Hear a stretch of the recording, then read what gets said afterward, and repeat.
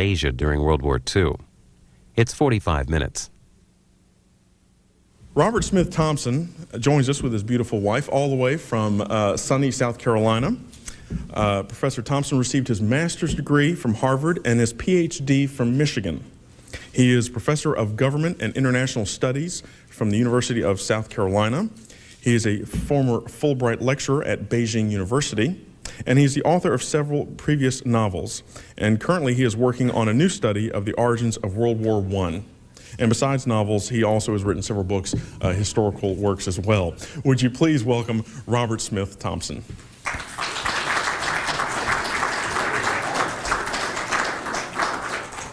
Thank you very much. You're very welcome. Thank you, Sam.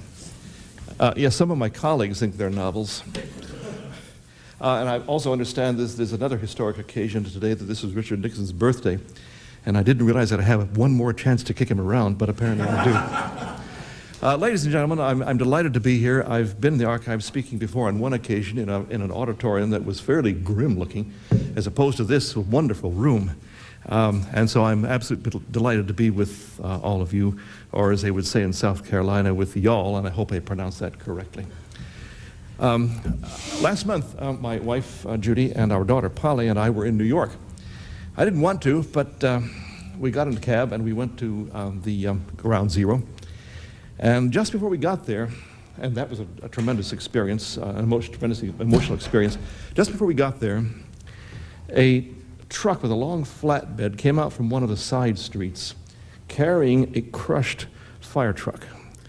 I was absolutely horrified at what I was seeing.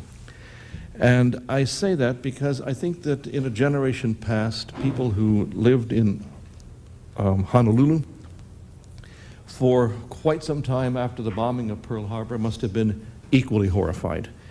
I think in some senses these two events are similar. They're both occasions in which Americans on American soil or in American territory have been attacked. And if we get toward the end, if you would like to discuss any further similarities between the current war and America's war in Asia and the Pacific in World War II, I'd be happy to at least cast some thoughts. My publisher, Basic Books, has been kind enough to put me on a couple of radio programs, talk shows with National Public Radio. I would like to begin with sharing some of the comments that have come to me on these interviews. The first was from a Chinese in Dallas. And I had been trying to explain something of the origins of the war of World War II in Asia, which involved the Chinese war with Japan. And he made the claim that for Japan, it was very simply Manchuria today, China tomorrow, and America the third day. This was in Dallas, as I say, and my immediate response was to say, I'm sure they wouldn't want to have taken Dallas. This was a reference to a Chinese forgery called the Tanaka Memorial, whereby the Chinese tried to justify their actions by alleging a Japanese plan to conquer the world. And that is one myth I would like to come back to in a few moments. Another comment, naturally, and in fact this has come to me several times, was the old question, did Franklin Delano Roosevelt know in advance of the attack upon Pearl Harbor? Thank you. I can stop right now. I have looked and looked and looked and looked, and the best, I have not found any documentary evidence that he knew beforehand of the specific attack upon Pearl Harbor itself. There was plenty else going on, but in response to this immediate question, I have no evidence. The best, I was saying to somebody beforehand, the best I can get is that I've seen the allegation that Churchill passed along to William Donovan, who was the head of the OSS, information about Pearl Harbor. And I found a reference in the archives of the University of Virginia at one point to the effect that Donovan was in the Oval Office at 11 o'clock on December 7, 1941. I became very, very excited, put it away and went to other things. I went back and I realized that he was there at 11 o'clock at night. I have no proof. I think if you look at the photographs from FDR the next day delivering the address to the Congress, that shocked look on his face, I don't think he knew of this attack specifically at Pearl Harbor in advance. And then in Denver, I did an interview with NPR there too. I had a Japanese, so you see I'm covering all the territory here.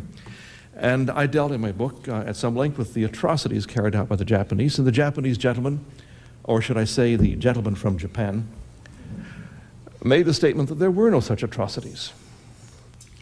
He was a Japanese Holocaust denier. There are lots of myths about World War II in Asia and the Pacific, and I cite these three examples to show that out of the three major countries that were involved, I suppose I'm leaving Britain out of them when I say the three major countries, but the British were a declining power. Out of China, Japan, and America alike, there have been certain myths that have existed to this very day. And I think each of these myths tries to put one's own actions in the best possible lights, which is, of course, why we have myths, to justify ourselves. I would like to try to use today's session to cut through some of these myths by asking, first of all, why did the war in the Pacific come about? We know why we had the war in the Atlantic, because Hitler declared war upon the United States, and I can say more about that, but I'm not going to. The obvious answer that I get even from my students is that the Japanese bombed Pearl Harbor. And our students are of various qualities, but they always light up brightly when I ask this question, why did we fight the war in the Pacific? They all say, because Japan bombed Pearl Harbor. Then I ask, why did Japan bomb Pearl Harbor? And I get this rather glazed over look. And then I go further and say, some years ago, I have two colleagues from my university, by the way, and they may know whom I'm referring to. Some years ago, at a place on the campus called the Thomas More Center, which is a center for Catholic students, I knew a Franciscan monk named Thomas Lynch, who had been a missionary in Japan for some 20 years, and he showed me a photograph of a shrine to which the Japanese Admiral Yamamoto Isoroku, who was in charge of the Pearl Harbor operation, had gone in retreat to meditate because he believed, just a few months before the bombing of Pearl Harbor, that the Pearl Harbor mission for Japan would be suicidal, which it turned out to be. And the question becomes then, why did Japan, if the commander of the operation believed that it was going to be suicidal in the end, why did Japan do this? Why did they bomb Pearl Harbor? I've entitled the book Empires on the Pacific, World War II and the Struggle for the Mastery of Asia. Some of you may recognize the subtitle. I lifted it from the title of a book written by the famed British historian A.J.P. Taylor called The Struggle for the Mastery of Europe, in which he tried to take a non-ideological, non-mythical view of what had led all the way up to the First World War, and especially what had happened as a result of Bismarck. And I've tried to take a non-mythological, non-ideological view of the war in the Pacific by suggesting that in the background, the reality was a clash of empires. I would add right now that we Americans, of course, do not have an empire. Other people, the French, those dirty French, Professor Mold over here is a professor of French. Those French may have an empire, but not the United States. I mean, we're clean and pristine after all. We're here, and they're there. Well, I think the reality is that in the background of the war in the Pacific, World War II in Asia and the Pacific was, number one, the decline and collapse of the old Chinese Empire. This was called the Manchu Empire, but I think for present terms, the Chinese Empire will do. China had been falling apart for all sorts of reasons, having to do with Western imperialism, as well as China's own internal problems. And that gave Japan a great opportunity for expansion. There was another empire present also in the 19th century and on into the 20th century in East Asia, and this was the British Empire. The East Asian part of the British Empire was the far extension of the British Empire, and perhaps it was the least important, but in East Asia, Britain was declining anyway. And this decline dated from the beginning of this century with the Boxer Rebellion, when the British could not protect their own embassies and had to rely upon other countries, all the way up until the 1930s, when the British could not stop the Japanese from taking over Manchuria. This was another empire in decline. Japan was an empire on the make. Japan had begun its quest for power and wealth soon after the landing of Admiral Perry in the 1850s, who opened Tokyo Bay, forced Japan to accept American ships and trade. Soon after that, an American consul general named Townsend Harris went to Japan. He established the first American embassy there. He had an affair with a Japanese prostitute. She became pregnant. He left. She committed suicide. What's the opera? Madame Butterfly, of course. Puccini was out to get us as well. And from that point on, the Meiji Restoration, which meant Meiji means enlightened government, Japan was absolutely determined to fend off Western imperialism, which meant primarily British imperialism, to a lesser extent German, French, American, and so forth imperialism. And this led to Japan's rapid economic and military growth, and led Japan in the 20th century to look ever more longingly upon China, a country that had fallen apart into warlordism. And warlordism is a term that, of course, is in the news right now in Afghanistan. And I don't know much about Afghanistan, but from what I can gather from the news, there are similarities between the warlord pattern of Afghanistan and that of China. China had fallen apart. And the Japanese were able to establish military outposts, commercial positions in China. During the First World War, they laid upon the Chinese what we call the 21 demands, which President Woodrow Wilson forced Japan to back off from, which would have given Japan control over the Yangtze River Valley. That's the great river in the center of China, and the great commercial artery of China. After the 1920s were over, Japan looked anew at China, at the mainland of Asia, partly because of our own Smoot-Hawley tariff that closed our markets to Japanese goods. And Manchuria seemed to be a market and a source of raw materials, and perhaps for a population outlet. Now, Manchuria, or the Japanese renamed it Manchukuo, which is Chinese for Manchu country, the Japanese claimed that this was an independent country. Manchukuo became a cause célèbre in the years to come because it seemed to be exactly what the Chinese that I talked with on radio was saying, that this was Manchuria today, China tomorrow, and the United States the next day. The fact is that Manchuria was only technically a Chinese province. The Chinese government was weak, its power did not extend to Manchuria. There was all sorts of violence taking place in Manchuria, and Japanese commercial outposts were endangered. The League of Nations eventually condemned the Japanese occupation of Manchuria in 1931 and 1932 on the ground that Japan used force as opposed to diplomacy to secure its interests. But the League did not deny Japanese rights to control its own interests.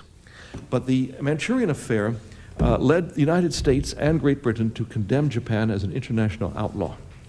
And I think the reason primarily was that we too had been looking across the Pacific, empires on the Pacific. We too had been looking across the Pacific. We too had churches, missionary churches, hospitals, commercial outposts, and so forth in China, which the Japanese were progressively endangering. The war broke out in August 1937. The war began with an attack upon the great city of Shanghai, as well as a Japanese incursion upon the north. There was a terrible episode. A Japanese ship was in the Shanghai harbor. 3 Chinese airplanes tried to bomb it. They missed. They hit a hotel, which has been rebuilt and serves wonderful dishes, especially eel. The bombing destroyed the front window of the hotel. And there was a man named Robert Reischauer, and those of you who read the Times and the Post will be familiar with the name of Robert Reischauer, who was an economic writer. His uncle, Robert Reischauer, was the son of American missionaries in Japan. He was taking a tour group through China, Japan, then China. He was killed. And his brother, Edwin Reischauer, who became the professor of Japanese studies at Harvard and the American ambassador to Japan under President Kennedy, has called this the first American casualty of World War II. We were not belligerents then yet. The Japanese pushed upward, up the Yangtze River. And in December 1937, captured what was then the Chinese capital called Nanjing. They perpetrated the rape of Nanjing. This was a horrifying affair. It did take place. There are photographs. It did take place. A woman named Iris Chong, several years ago, published a book about this. It became a bestseller, published by Basic Books too, by the way, which is where my book is.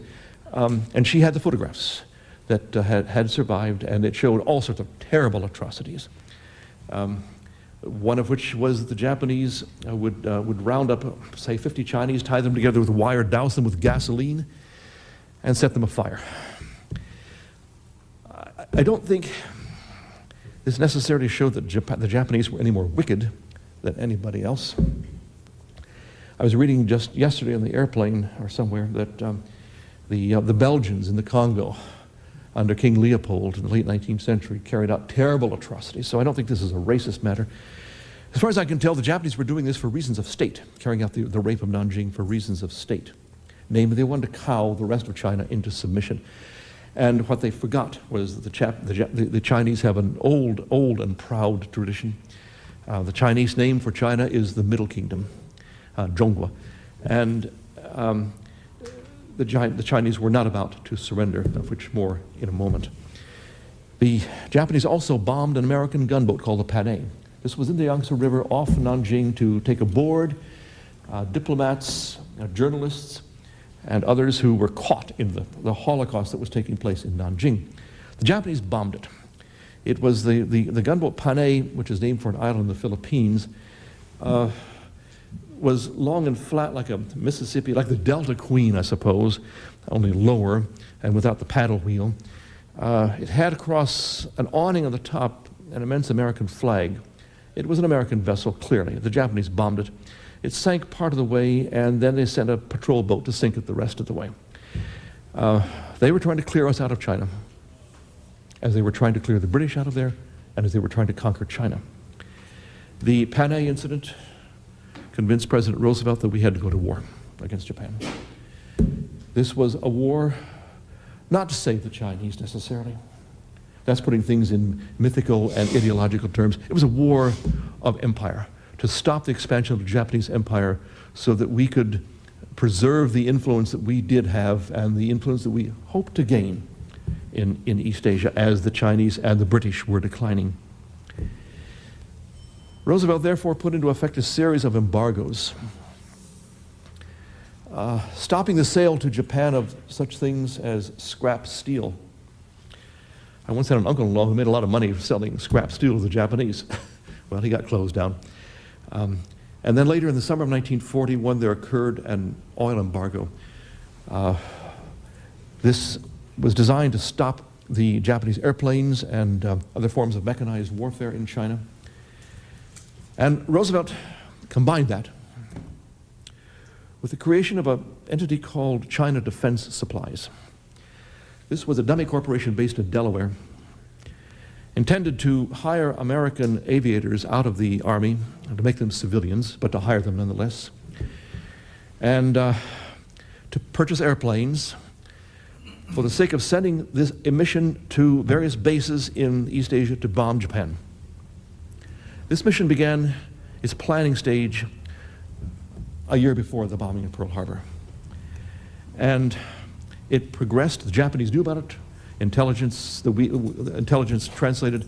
sources translated showed that the Japanese knew about it, and they believed they had to strike us before this mission, headed by the American aviator named Claire Chennault, could strike at them.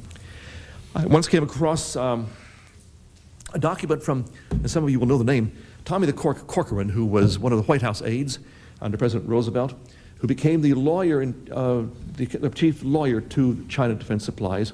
This was in the Library of Congress, so I'm not indicting the archives here in any way, shape, or form.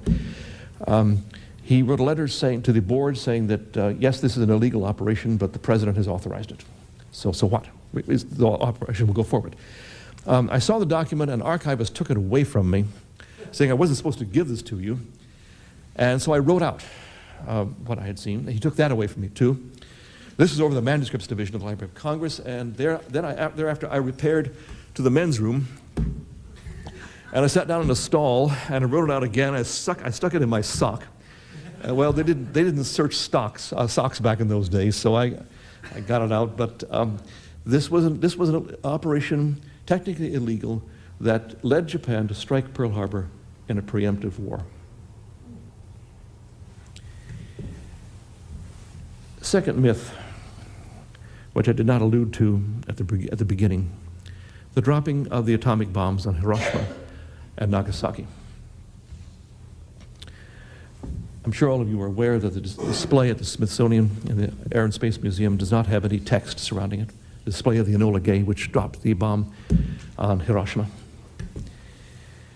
There's been a lot of discussion, a lot of argument about whether we should have dropped the bombs. And the argument comes down to this, that we would have saved 1 million lives. That figure has been much in dispute, but let's say it stands. That we would have saved 1 million lives that would have been lost otherwise by an invasion of Japan. Therefore, the dropping the bombs was justified both morally and militarily. All the evidence I have seen indicates very, very clearly that we had destroyed Japan already. We had firebombed Japan. I found, luckily enough, in a photo archive in New York, a picture which has been used on the cover of the book, which depicts several American bombers going presumably toward Tokyo, but not necessarily so, but with Mount Fuji right in the background, in silhouette. I thought this was very indicative of the end of the war, because our firebombing leveled approximately 100 Japanese cities. Their efforts were finished. And for good measure, Admiral William Halsey, who was one of the great heroes of the Pacific War, instituted a ring around Japan that he called Operation Starvation. Japan, of course, was heavily dependent on food imports, and we were going to starve Japan into submission. And this operation was well into effect. I have a colleague whose wife is Japanese, and she's probably in her late 50s or so, and she remembers being hungry as a child in World War II. And this was deliberate American policy.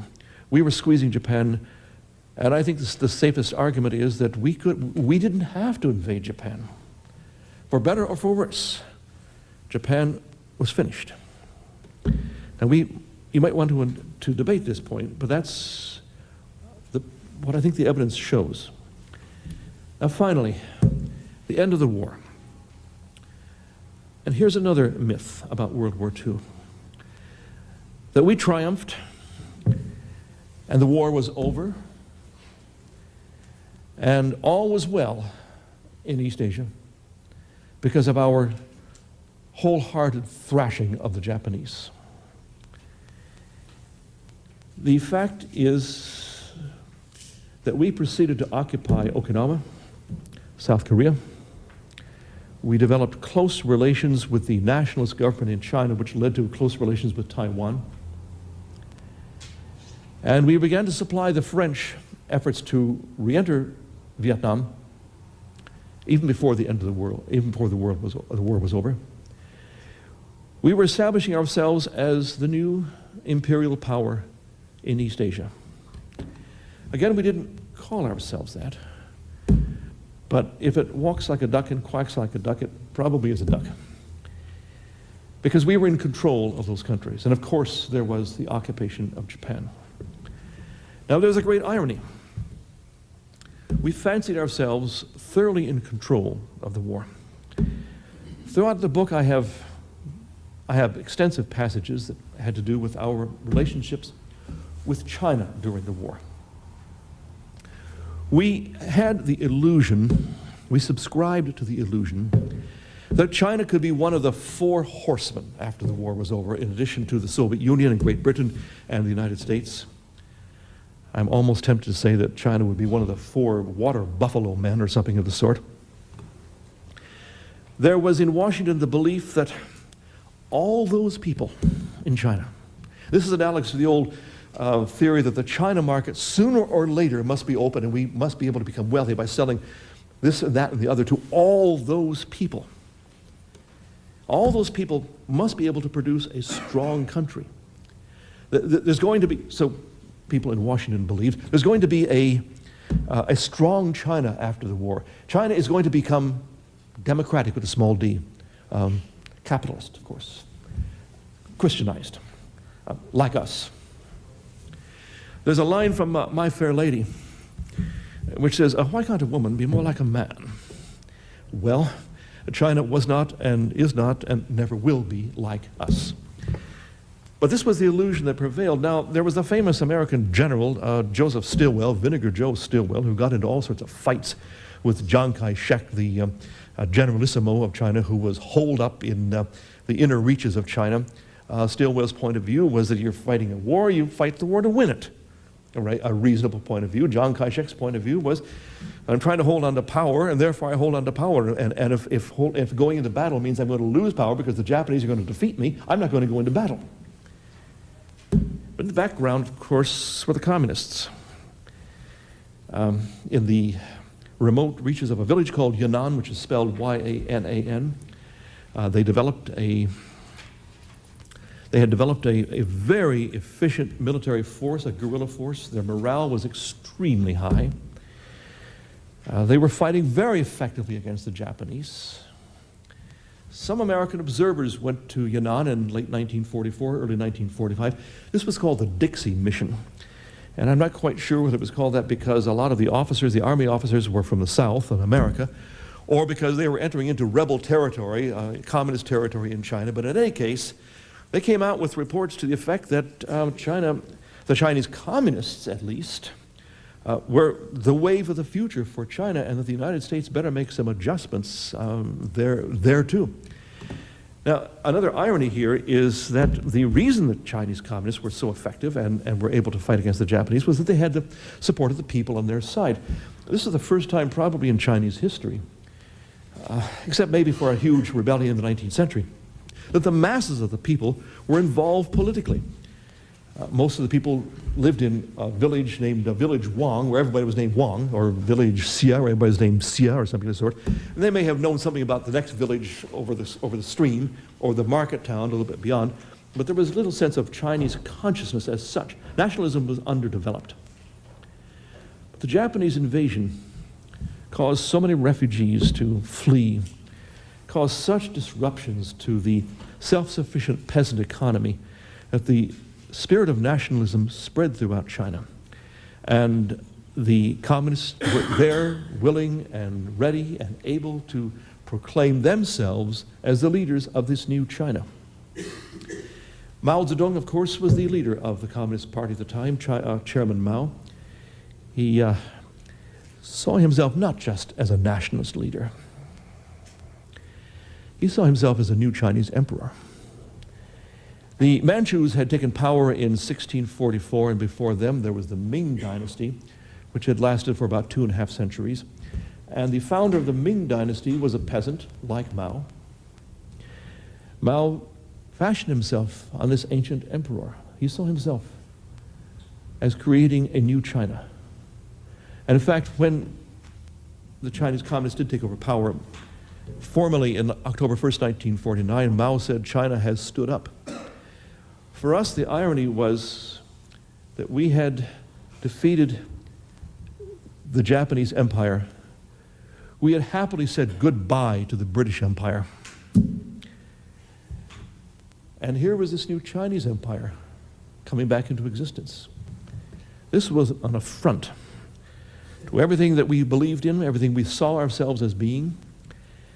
And therefore, the United States, quite happily, in an effort to contain, not to defeat, because that was going to be impossible. The Japanese hadn't been able to defeat China, but to contain this new Chinese empire. Oh, yeah, we called it communist, of course.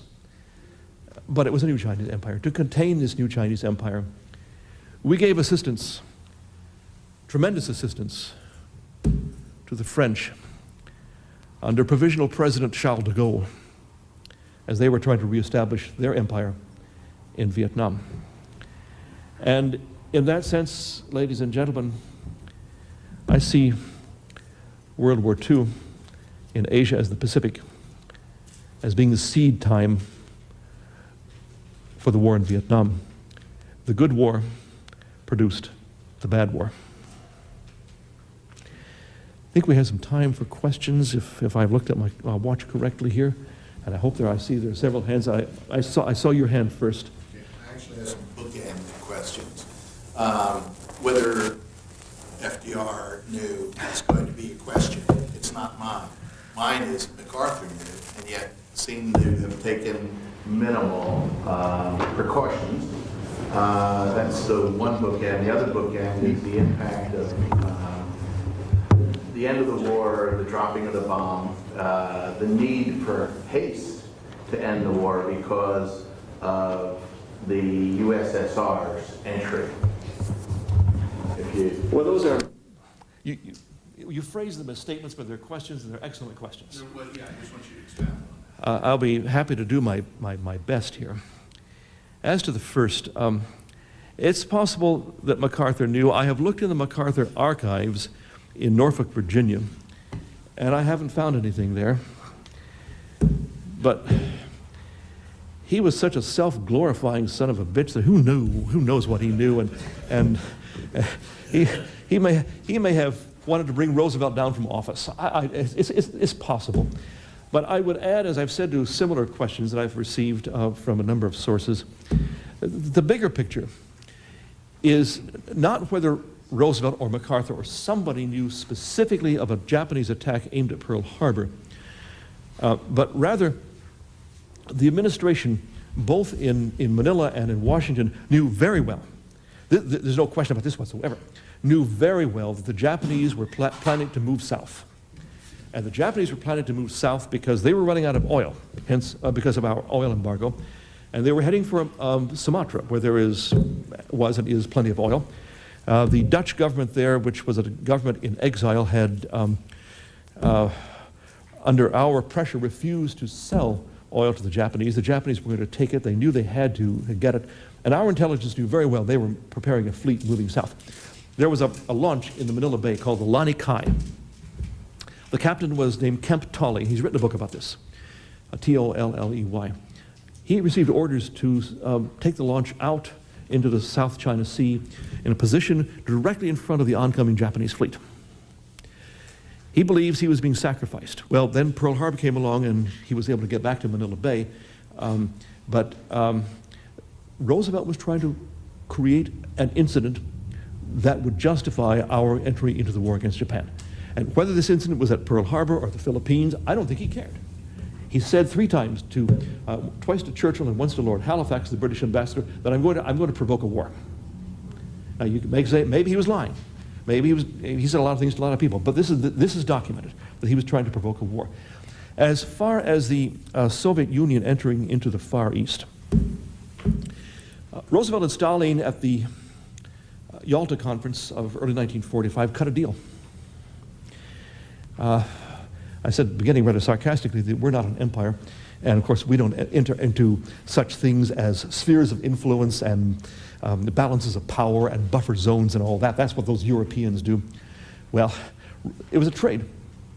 Roosevelt allowed Stalin to get the old Tsarist territories that extended all the way to Vladivostok into Manchuria in exchange for a Soviet recognition, not of the communists, but of the nationalists, who are our proxies or our supporters, our allies, whatever term we should use.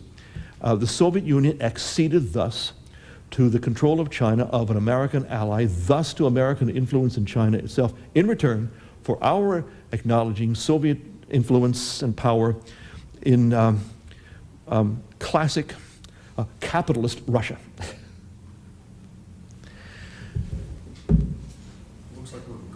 Okay, I think I saw your hand next out of the corner of my eye. Yes, please. Based on your study of the past, what's your view about Chinese-U.S. relations now, in view of the situation in Afghanistan, the situation with the province of Xinjiang and the Islamic extremists? And I'm also wondering, given what we've heard about the Chinese reaction to 9/11, the fact that Jiang Zemin apparently looks at the videotapes of what happened and floats on it and talks about American arrogance and being humbled is...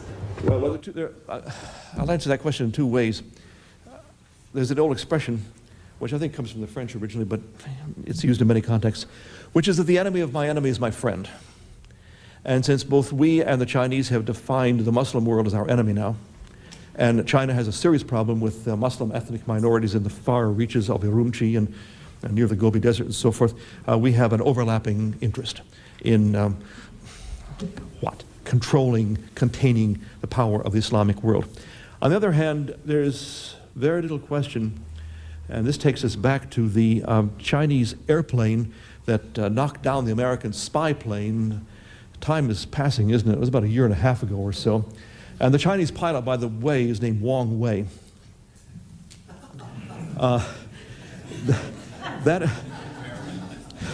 That's true. That episode, I think, illustrates the fact that the Chinese still see us as the major imperial threat. And although they need us for trade purposes, they don't trust us at all. When we lived in China, I hate to get too personal here, but I think it works. My wife offered my assistant. He was known as a barbarian handler or a spy. He's now the head of the American-Canadian section of the Chinese Academy of Social Sciences, and I think you can figure out what that means. That's KGB in China. She offered him a piece of candy for his little boy who was about 1 year old at the time, and he rejected it, saying, "I know your tricks." This fella is hooked into the establishment. His father was a major professor of English at Beijing University, and this fellow was a scholar at Oxford and then later at Berkeley. He's all hooked in, he's wired.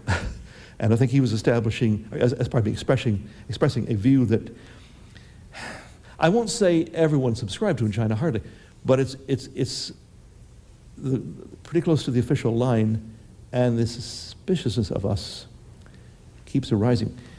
I think many Chinese really would love to come to America, and they study English. But when we were there, I kept getting the question, why did you do it to us? Referring to what the English did to the Opium Wars. Now, I wasn't involved.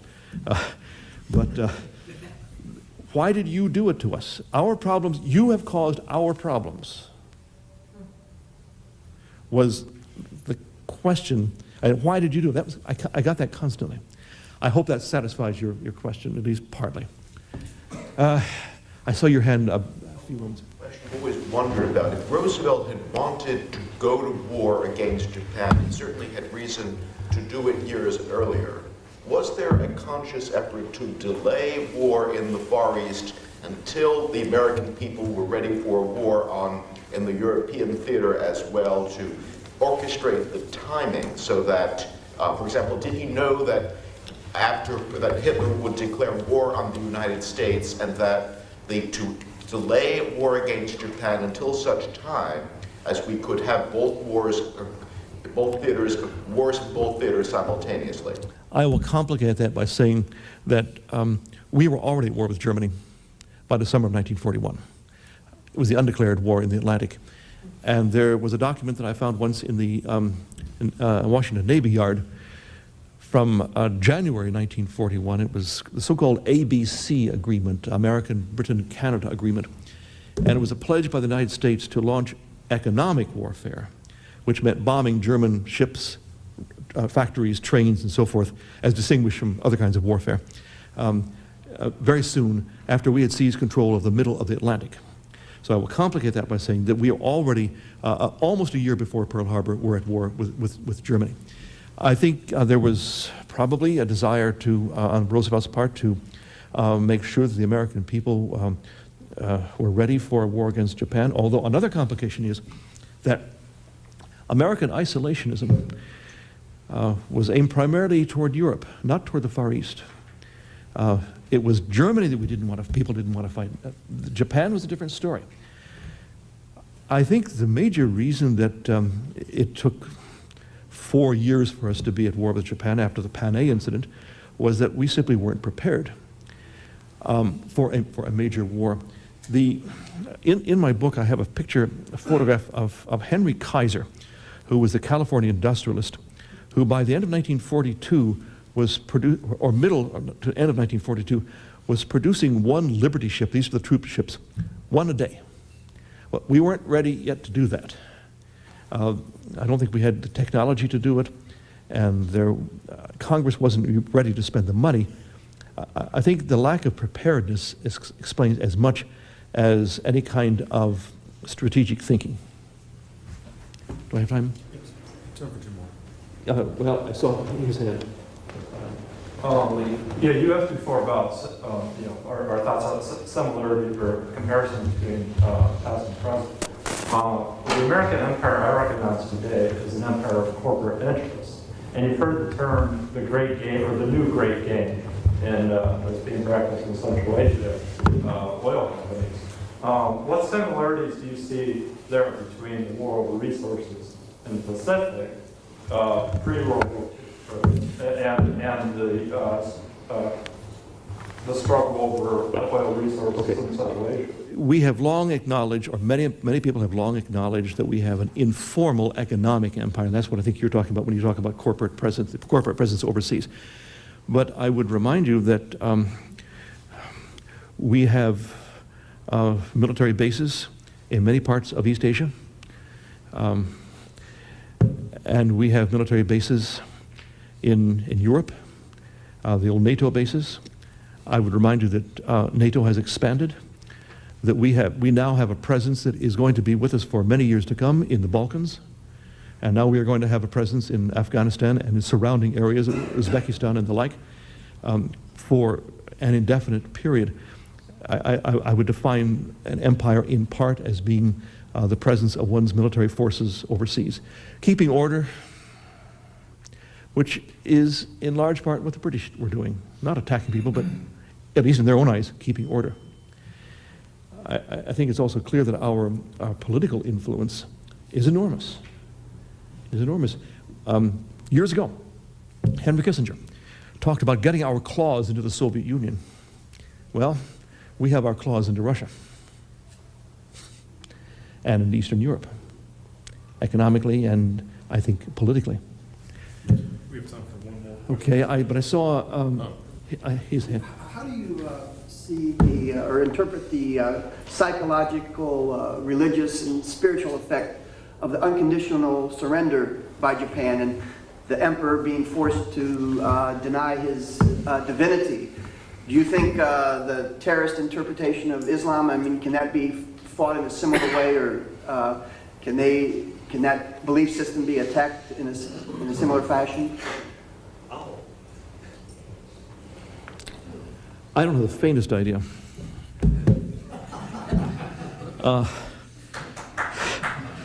But as a professor, I will have to express myself anyway. But yeah, the de-deification of the Emperor of Japan was clearly part of our effort to turn Japan into an American colony. They could have the emperor as a constitutional monarch as long as they did our bidding, as long as they accepted our imposed constitution, which on paper at least turned Japan into an American-style democracy. I think that's the basic meaning of the occupation of Japan. As far as Islam goes, all I can say is that I think it's very clear. I didn't say this with response to the earlier question. I think it's very clear that the United States has an imperial presence in the Middle East as well. I do not know how else to interpret well, aside from our support for Israel, a long time ago, in 1975 or so, somebody called Miles Ignotus, is Latin for the unknown soldier. It may have been Henry Kissinger. He was defined as an academic with ties to the Defense and State Department. I wrote an article in Harper's or Atlantic about the Persian Gulf. This was after the Arab oil embargo, and the article said, let's take the Gulf. Well, the Gulf is ours. Ladies and gentlemen, Dr. Robert Smith. Thank you very much. Thank you. Actually, before everyone goes, I'd like to present Dr. Thompson with a gift. I've decided that in the year 2002, it just seems fitting to present, shall we say, a copy of a record that we have at the National Archives that may in some way relate to this topic. It's a bit of a stretch, but here it goes. What I have here is an exact life-size black and white copy, would hold this as, of the Thompson submachine gun. You got this upside down. This is a copy. This is a copy in Record Group 156, Records of the Office of the Chief of Ordnance.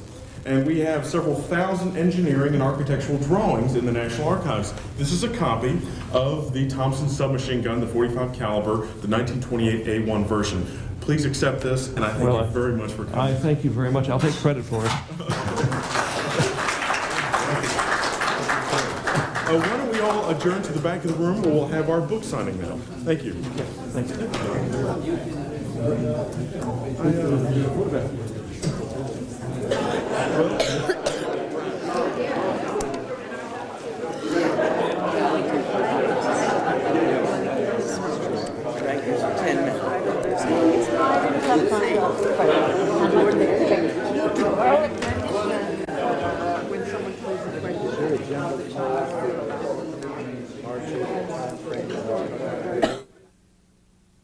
Robert Thompson is a professor of history at the University of South Carolina. He's the author of A Time for War, FDR and the Path to Pearl Harbor, The Missiles of October, the declassified story of John F. Kennedy and the Cuban Missile Crisis, and his latest, Empires on the Pacific. It's published by Basic Books. If you'd like to find out more, you can visit their website, basicbooks.com. The first was from a Chinese in Dallas. And I had been trying to explain something of the origins of the war, of World War II in Asia, which involved the Chinese war with Japan. And he made the claim that for Japan, it was very simply Manchuria today, China tomorrow, and America the third day. This was in Dallas, as I say, and my immediate response was to say, I'm sure they wouldn't want to have taken Dallas. This was a reference to a Chinese forgery called the Tanaka Memorial, whereby the Chinese tried to justify their actions by alleging a Japanese plan to conquer the world. And that is one myth I would like to come back to in a few moments. Another comment, naturally, and in fact this has come to me several times, was the old question, did Frank fight at what I was seeing? And I say that because I think that in a generation past, people who lived in Honolulu for quite some time after the bombing of Pearl Harbor must have been equally horrified. I think in some senses these two events are similar. They're both occasions in which Americans on American soil or in American territory have been attacked. And if we get toward the end, if you would like to discuss any further similarities between the current war and America's war in Asia and the Pacific in World War II, I'd be happy to at least cast some thoughts. My publisher, Basic Books, has been kind enough to put me on a couple of radio programs, talk shows with National Public Radio. I would like to begin with sharing some of the comments that have come to me on these interviews. Today that this is Richard Nixon's birthday, and I didn't realize that I have one more chance to kick him around, but apparently I do. Ladies and gentlemen, I'm delighted to be here. I've been in the archives speaking before on one occasion in an auditorium that was fairly grim looking, as opposed to this wonderful room. And so I'm absolutely delighted to be with all of you, or as they would say in South Carolina, with y'all, and I hope I pronounced that correctly. Last month, my wife, Judy, and our daughter, Polly, and I were in New York. I didn't want to, but we got in a cab and we went to the Ground Zero. And just before we got there, and that was a tremendous experience, tremendously emotional experience, just before we got there, a truck with a long flatbed came out from one of the side streets carrying a crushed fire truck. And I was absolutely horrified. Delano Roosevelt know in advance of the attack upon Pearl Harbor. Thank you. I can stop right now. I have looked and looked and looked and looked, and the best, I have not found any documentary evidence that he knew beforehand of the specific attack upon Pearl Harbor itself. There was plenty else going on, but in response to this immediate question, I have no evidence. The best, I was saying to somebody beforehand, the best I can get is that I've seen the allegation that Churchill passed along to William Donovan, who was the head of the OSS, information about Pearl Harbor.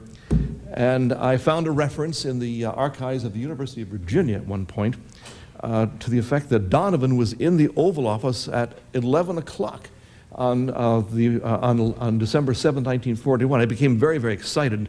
Asia during World War II. It's 45 minutes. Robert Smith Thompson joins us with his beautiful wife all the way from sunny South Carolina.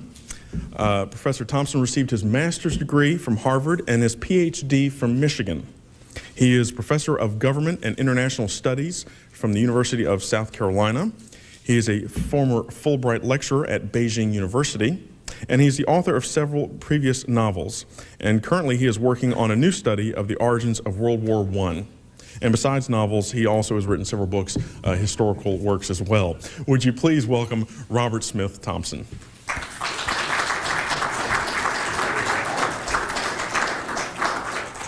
Thank you very much. You're very welcome. Thank you, Sam. Yes, some of my colleagues think they're novels. And I also understand there's another historic occasion.